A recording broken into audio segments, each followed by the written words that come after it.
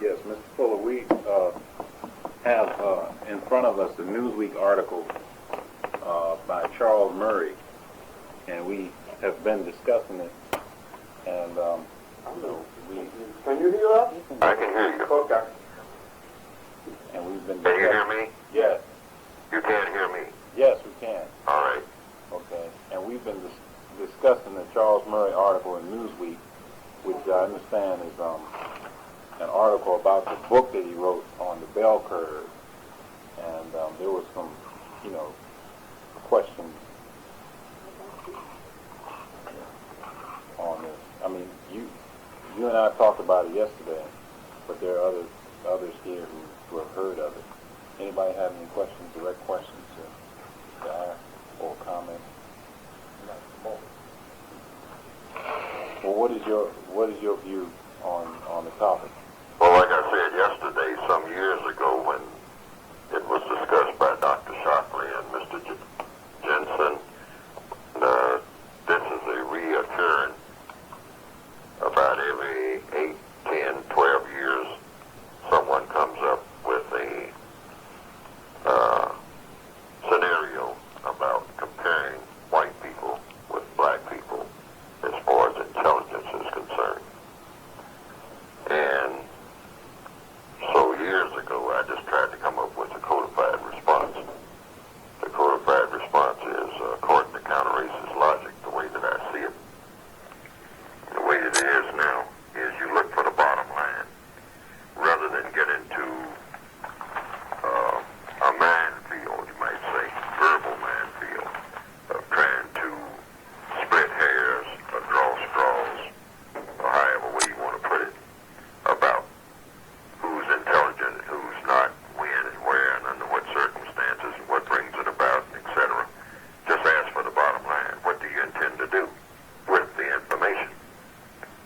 See, anybody who comes along and says that or implies that, you listen to them patiently, and then you want to know one thing. Now that you have this information, now that you have ascertained that I am not a human being but some type of species of a baboon or something, then what I want you to do is just tell me what you intend to do with the information.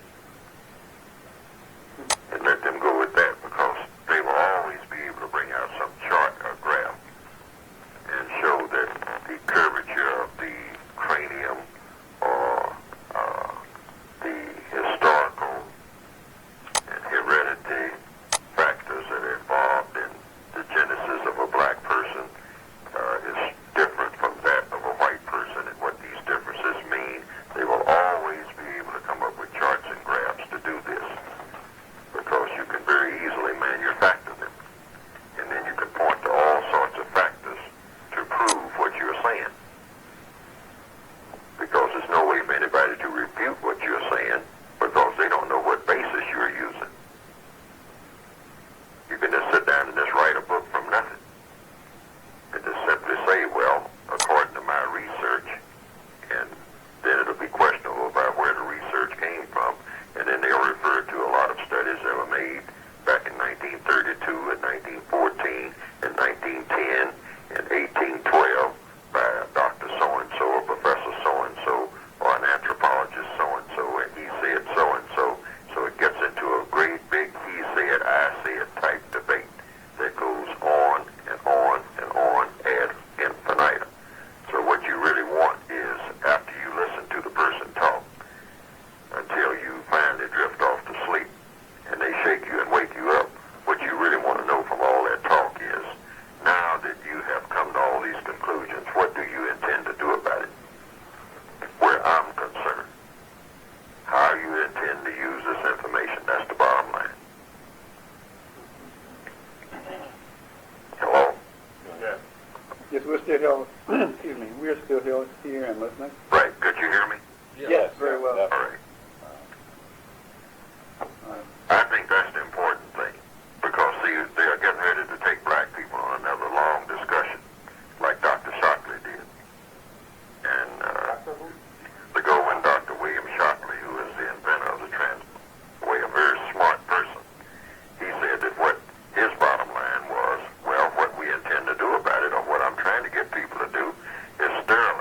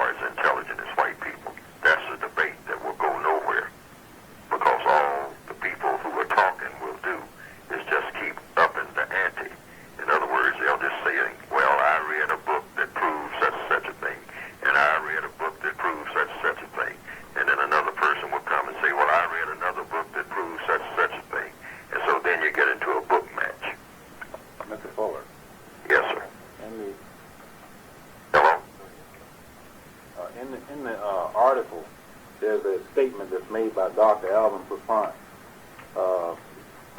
It reads like this. It says, they're saying it's science, but it has a racist effect. For whites who are already predisposed to believe that blacks are inferior, this is going to confirm their prejudices. Do you feel that this kind of thing that happens intermittently throughout history, do you feel that that is the reason that it goes on? Do you feel that that is the strategy of the white supremacists to give energy and support to white people who are predisposed to that position? Yes, that's the purpose. I see where it serves no other purpose. It never has served any other purpose. But what you want to do is figure out how do you cut right through that purpose without going through a long, drawn-out shouting match. Because they usually like to get black people involved in shouting matches that go nowhere, where we get all emotional and start waving our arms and screaming and yelling, I ain't inferior. And the racist smirks at that. So the bottom line is, you say, okay, let's say that everything that you say is true. Now, what do you intend to do about it? That's what I want to know. Let's say that I am a chimpanzee. What do you intend to do with the chimpanzees, of which you say that I'm one? And then you just sit back and wait on their answer. And now if their answer is not to your liking, and if they tell you that they're going to do you some harm, then you say, well, this chimpanzee is not going to sit still and wait for you to do no harm. Because what you're doing is declaring war on me. And I wouldn't care what you say or how you try to reason it out. If we're going to have war, let's get it on. And you can talk about it all you want to. See, what they want to do is just talk black people to death. And get black people to go somewhere and sit in a corner and cry and moan about white people are saying that I'm inferior. Well, you cut through all of that simply by standing at the end of the table and say, gentlemen, ladies, let's cut through this right now. Now, you come up with all this data, of which I have no interest, and I want to know what you're going to do about it, so that I can prepare for whatever you're going to do, because if you're going to do me harm, I'm going to prepare to protect myself from you doing me harm. I don't care what kind of harm it is, and I don't care what you base it on. Now, that is what you call intelligence right there. See, if they want to find out how intelligent you are, you will show your intelligence by making that statement. You get ready to harm me based on some charts and graphs. I mean, well, we're going to fight. That's what that means. Mr. Fuller, Right. basically, I think from reading the code, I don't know if everyone else has read it, but can you go through the logic that addresses this type of issue based on the assumption that if you say that, hey, white people as a group are smarter or have some measurable coefficient that they want to define smartness or intelligence by, how the counter-racist logic comes out in terms of abuse and abuse of people, because I think that's the key, and that part in the book is very, very clear on that issue. Could you go into that? Well, that's the most controversial part of the book, too, when I say that the white supremacists are smarter than their victims. And there's nothing magic about being smart. All you have to do to become smart is focus your attention on what you want to be smart at. White people over a long period of time decided that they want to be very smart at being able to subordinate non-white people. Now, the non-white people run around trying to be smart about everything else. You know, how to get across the river, how to produce a tribal culture, which they did very well. That's why you have so many tribes today. And now they're fighting each other because everybody's so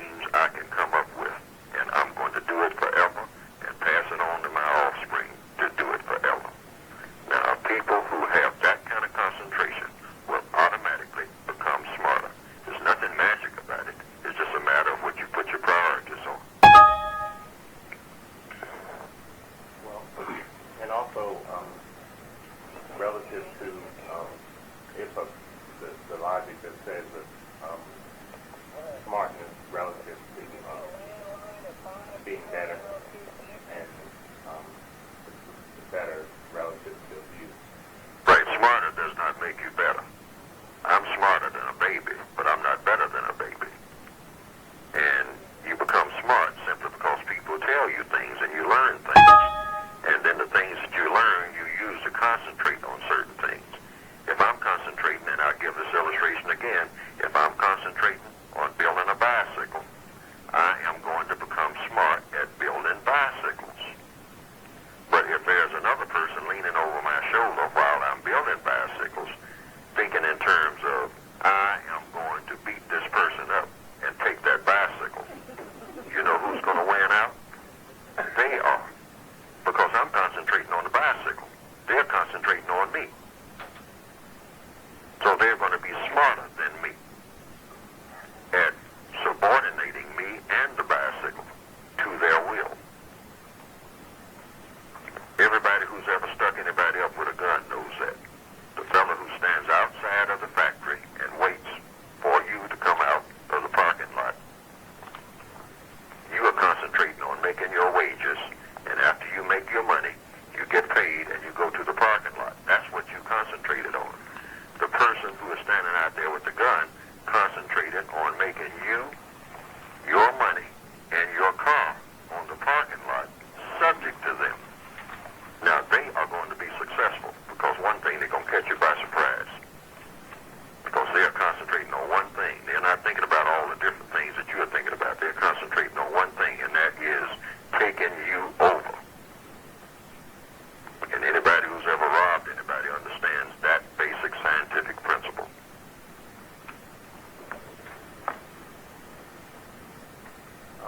Also, I guess the logic I was speaking of is that could you speak on how articles such as this actually prove racist intent? Because of all the, like you say, the bottom line is what do you intend to do with the information? Yes, see, they will prove it. They speak academically now. When they talk about, well, I want to show you some things about your genes, and that's what the racists will say. And then get into a debate. They will try to keep the debate at a level where you just go around feeling sorry for yourself and be mad at them because they are saying these things. And they're shaking their head saying, I'm not saying these things because I don't like you. I'm saying these things because they are true. But see, this isn't the issue. See, and they know that. What they don't want you to do is say, well, wait a minute, now that you know that this is true, what are you going to do about it? Let's say for the sake of argument that it is true, which the average black person does not want to say, not even for the sake of argument. And the racists know this. This is how they keep the argument going. Because what they're really trying to do with this thing is just keep the argument going and having you feel awful because of the argument. That is the objective. Keep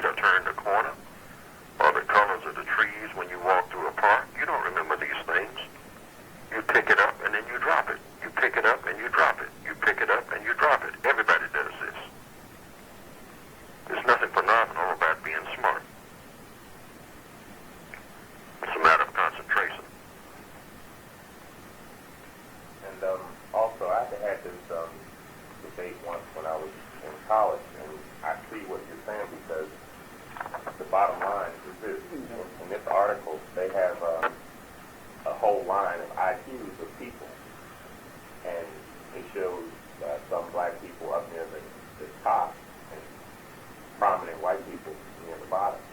And if the logic is that you would take Shockley's answer, that you were going to sterilize black people, or in this article they suggest that this in some way justifies some type of welfare program being dismantled or affirmative action program, the logic then would just test everybody if we would go by your logic and kill everybody, white and non-white, below this level. That's if you wanted to debate it. But see, that's why I say I don't even care to. I've told everybody who has talked to me, and I gave you the illustration a while ago of years ago when people did not want black people. If they heard Dr. Shockley was coming on a college campus, the black people walked up and down the halls literally crying because they say, oh, he's going to come here and say that I'm a monkey, that I'm inferior, that I can't think, and that's going to hurt my feelings. That's black people. And Shockley had to be smirking to himself because they say, now that proves how dumb they are. Because I can say anything, all right, and upset them. But what can they say that will upset me? Nothing. All they can do is cry and moan and say that I shouldn't come on the campus. So Dr. Wilson said, let Dr. Shockley say anything that he wants to say. In fact, she had to calm the black people down. All right? So he said, let him say anything that he wants to say. He's a person. Let him say anything he wants to say. And when he gets through saying what he has to say, I have some things to say. Now, after 2 debates with Dr. William Shockley, he went out of business with Dr. Francis Wilson, which I predicted to Dr. Wilson that would happen. I said, he ain't going to have nowhere to go after you finish with him. I said, he's going to be out of business because all you're going to do is bottom line. What are you going to do about it? And when he made his proposal, that was it. It wiped out everything else that he said. Sterilized black people. And everybody, I mean, a whole bunch of white people, including white people of the Jewish faith, jumped up. They panicked behind that. You can say, oh no, you want to start no sterilization program, that thing will spread. Everybody might get an idea. And it might include us. So that killed it, like I knew it would. See, when you be scientific in your approach to things, anytime they come up with something, you think it through. Where are they going with this? And what is supposed to be my codified response to where they are going? So this is the way you do.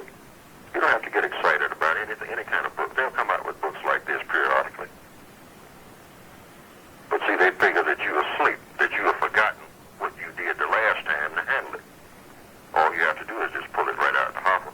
Since they pull the same thing out of the hopper, you pull your same response right out of the hopper and kill it before it even gets off the ground. And the way you do that is simply say, what do you intend to do about it? Now they're talking about, you mentioned welfare. What does the code say about welfare? All black people are on welfare. If you're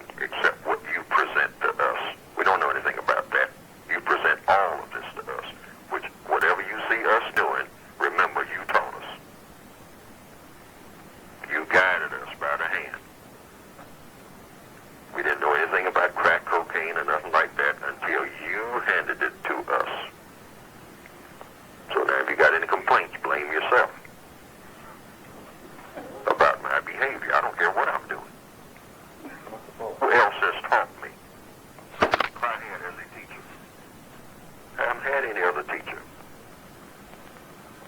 You wouldn't even allow anyone to come from outer space and be a teacher.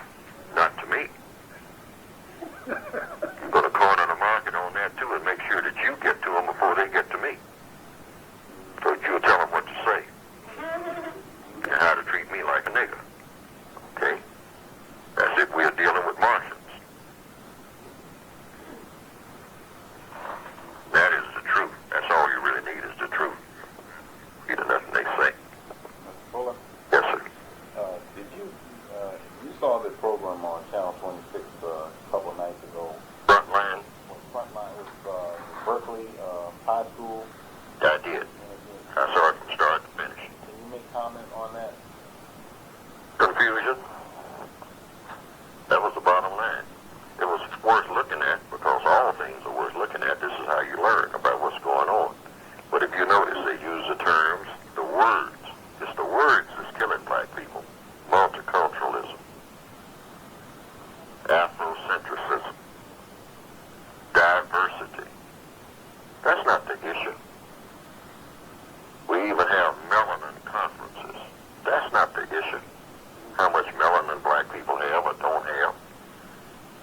It may scientifically mean something. I'm sure it does. Everything means something. But that's not the issue. Diversity is not the issue. Everybody is diverse, diversified. Every person on this earth is diversified.